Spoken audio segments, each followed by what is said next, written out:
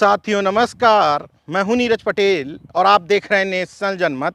उत्तर प्रदेश की 8 विधानसभा सीटों पर उपचुनाव का बिगुल बज चुका है, लेकिन इन 8 सीटों में से एक सीट है अलीगढ़ की खैर विधानसभा। इस सीट पर भी उपचुनाव होना है। आज इस सीट की चर्चा करते हुए मैं बेहद शर्मिंदा और अफसोसनाक स्थिति में हूँ, इसलिए क्योंकि इस सीट पर भारतीय जनता पार्टी के टिकट पर प्रत्याशी बनाए गए हैं सुरेंद्र दिलेर।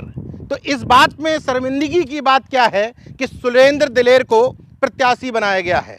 दरअसल सुरेंद्र दिलेर की बीजेपी के प्रत्याशी के तौर पर जितनी भी तस्वीरें सामने आ रही हैं, वो उसमें तथाकथित उच्च वर्ग के सामने नीचे जमीन पर बैठे हुए दिख रहे हैं। पहली तस्वीर जब सामने आई तो मैंने सोचा हो सकता है कुछ ऐसी परिस्थितियां रही होंगी कि सुरेंद्र दिलेर को मजबूरन जमीन पर बैठना पड़ गया होगा।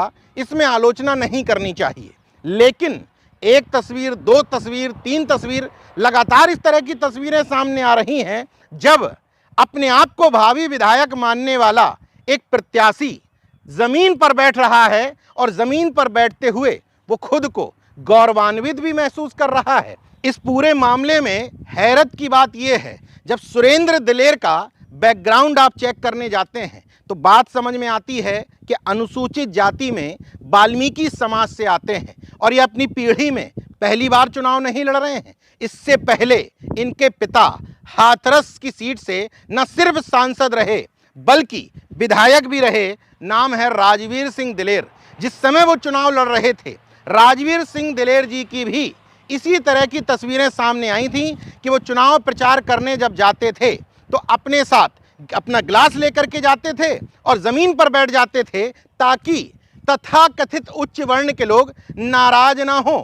ये तो मैंने सुरेंद्र दिलेर के पिता राजवीर सिंह दिलेर के बारे में बताया, लेकिन राजवीर सिंह दिलेर के पिता यानी कि सुरेंद्र सिंह दिलेर के बाबा किशन सिंह दिलेर 1-2 बार नहीं बल्कि 4 बार हाथरस सीट से सांसद रहे, वो भी भारतीय जनता पार्टी के टिकट पर। यानी कि इस परिवार के लिए ऐसी कोई राजनीतिक मजबूरी नहीं है कि सुरेंद्र सिंह दिलेर को जमीन पर बैठना पड़ रहा है। फिर वजह क्या है कि सुरेंद्र सिंह दिलेर जमीन पर बैठते हैं? शायद कांसीराम साहब ने इसी तरह के मानसिक गुलामों के लिए चमचा युग जैसी पुस्तक लिखी थी। सोचिए, बाबा साहब जिस मान सम्मान प्रतिष्ठा की लड़ाई लड़ रहे थे, अगर वो आज जीवित होते तो इस तरह के लोगों को देख करके क्या सोच रहे होते?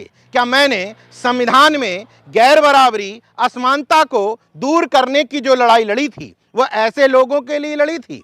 सोशल मीडिया में इस तरह की पोस्ट को लेकर के कहा जा रहा है बीजेपी में दलितों की हैसियत देखिए, लेकिन नेशनल जनमत बीजेपी से ज़्यादा कसूरवार सुरेंद्र सिंह दिलेर और इनके मरहूम पिता को मानता है। क्योंकि अगर आपके अंदर खुद में स्वाभिमान होता तो किसी की मौजूदा समय में हैसियत नहीं कि आप सांसद विधायक के पद पर हों और आपको कोई जबरन ज़मीन पर बैठा दे जब तक आप खुद मानसिक रूप से पूरी तरीके से गुलाम न हो।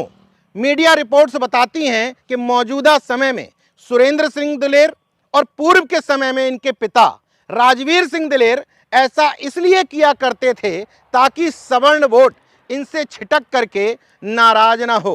अब नेशनल जनमत का सवाल है कि इस कृत्य से आप कह सकते हैं कि आपका निजी मामला है, लेकिन जब आप एक जनप्रतिनिधि हो जाते हैं या जनप्रतिनिधि बनने की लड़ाई लड़ रहे होते हैं, तब आप एक समाज का, एक जाति वर्ग का प्रतिनिधित्व कर रहे होते हैं।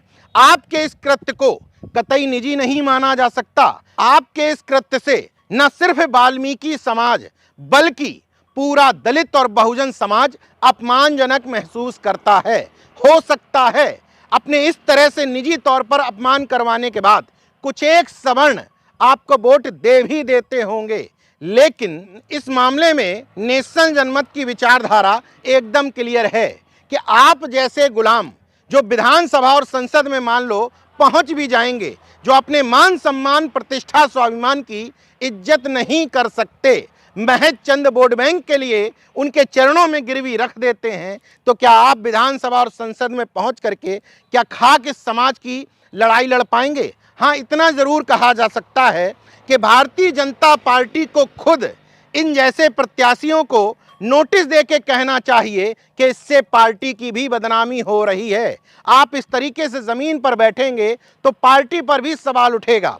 लेकिन बीजेपी और आरएसएस ऐसा करेगी क्यों? क्योंकि उसको मन मांगी मुराद मिल गई।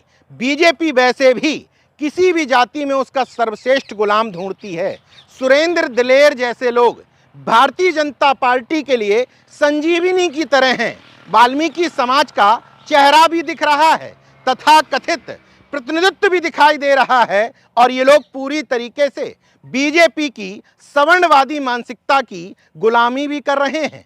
इसलिए पीढ़ी दर पीढ़ी इन जैसे लोगों को आगे बढ़ाया जाता है। अफसोस की बात यह है कि वो वाल्मीकि समाज जो अब अपनी मान सम्मान और प्रतिष्ठा के लिए लड़ाई लड़ रहा है, क्या वो खैर विधानसभा सीट पर सुरेंद्र दिलेर जैसे मानसिक गुलामों को वोट देगा, जिन्होंने न सिर्फ अपना बल्कि अपने समाज का मान सम्मान प्रतिष्ठा सवर्णों और बीजेपी के चरणों में गिरवी रख दिया है? बाकी बहुजन समाज में जन्मे संतों, गुरुओं, महापुरुषों ने बहुजन समाज को स्वाभिमानी बनाने के लिए जो संघर्ष किया था, सुरेंद्र दिलेर जैसे लोगों ने उस संघर्ष को न सिर्फ मटियामेट कर दिया है, बल्कि संविधान से वंचित तबकों को उठने बैठने, चलने फिरने, बोलने लिखने पढ़ने की जो आज़ादी मिली थी, उसकी भी धज्जियां उड़ा करके रख दी हैं।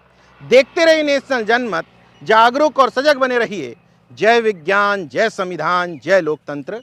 धन्यवाद।